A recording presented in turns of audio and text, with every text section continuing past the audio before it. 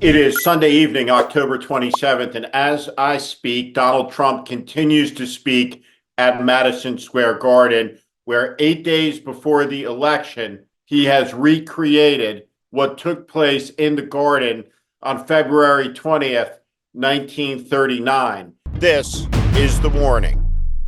What the American people have witnessed tonight is an explosion of fascist excitement at the prospect of their leader taking power.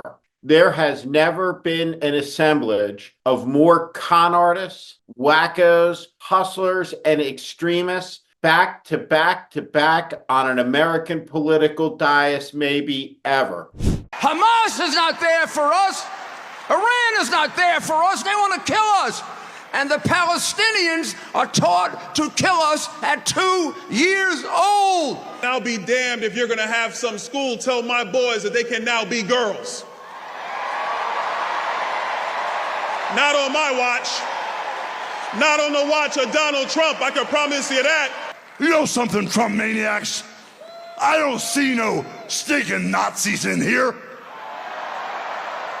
I don't see no stinking domestic terrorists in here. The only thing I see in here are a bunch of hard-working men and women that are real Americans, brother. We must elect Donald J. Trump president because we must crush jihad. USA, USA, USA, USA, USA. Yes. What an extraordinary spectacle. Tucker Carlson bursting into mania. It's such an honor to be here, and it's wild. Just another day following Bobby Kennedy Jr. at a Donald Trump rally in Madison Square Garden. I mean, what? That's totally normal. Liz Cheney's out there with Kamala Harris. And there's Bobby Kennedy calling to protect women's sports at a Trump rally. It's a realignment. Dr. Phil having a psychotic break. They're going to say, well, now, wait a minute, come on. Isn't Trump a bully? And let me tell you why the answer to that question is no. Because to be a bully, there has to be an imbalance of power. And when there's not, it's just called a debate. And he's just better at it than anybody else. The menace over and over and over again. These comments, racist and vile about Puerto Rico, a garbage patch. Like, I don't know if you guys know this, but there's literally a floating island of garbage in the middle of the ocean right now. Yeah. I think it's called Puerto Rico. Here's something about Puerto Rico. Per capita, they're number one when it comes to recipients of the Medal of Honor. And there are fellow Americans, and there's a lot of Puerto Rican American citizens in the state of Florida who can vote Rick Scott out. I said earlier that this would be a spectacle of malice. This event in the garden stands well and truly as an indictment of the American news media, which has failed over and over and over again to report as fact the danger that is bearing down, to contextualize it, to explain it. Instead, they celebrated it, sought to monetize it, get ratings from it. But more than anything, what stands out from this night is the poisonous, dehumanizing, un-American rhetoric about immigrants. And these Latinos, they love making babies too. Just know that. They do. There's no pulling out.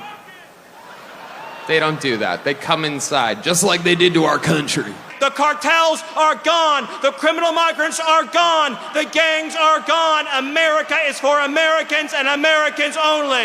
To put Americans first, because they're not first right now. The Democrat Party has forgotten about Americans. Rather than cater to Americans, they decided, you know what? It would just be easier to replace them with people who will be reliable voters.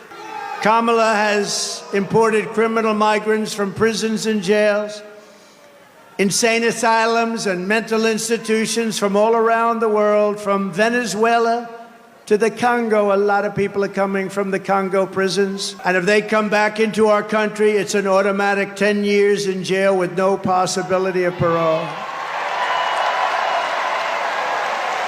And I'm hereby calling for the death penalty for any migrant that kills an American citizen or a law enforcement officer.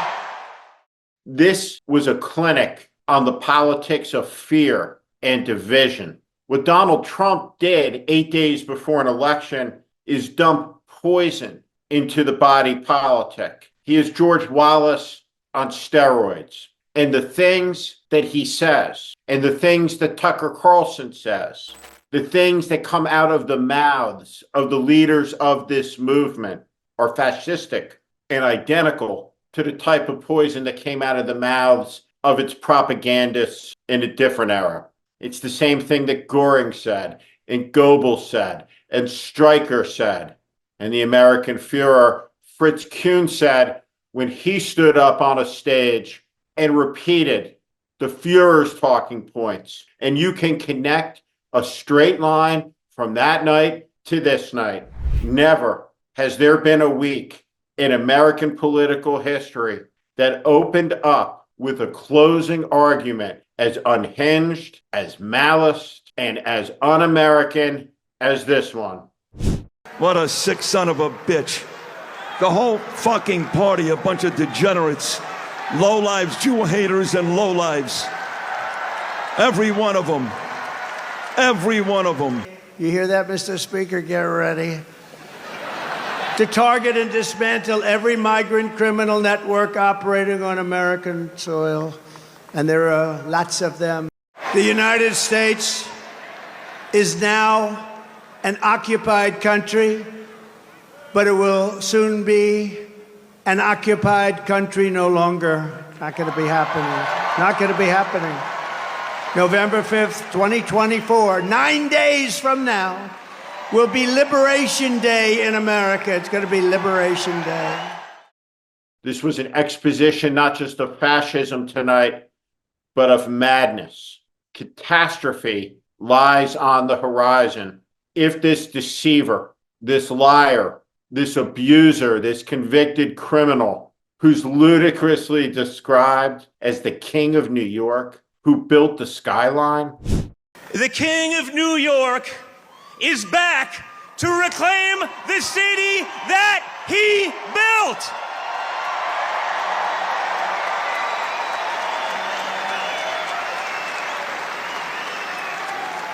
My father changed the skyline of this city. He fixed the things that incompetent bureaucrats couldn't handle. He did that against all odds.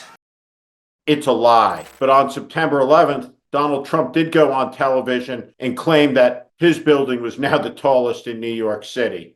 40 Wall Street actually was the second tallest building in downtown Manhattan. And it was actually, before the World Trade Center, was the tallest. And then when they built the World Trade Center, it became known as the second tallest, and now it's the tallest. He's a sick man. His speech tonight was sick. And the question is this: are we a sick country? Because only a sick country would elect a sick man like this.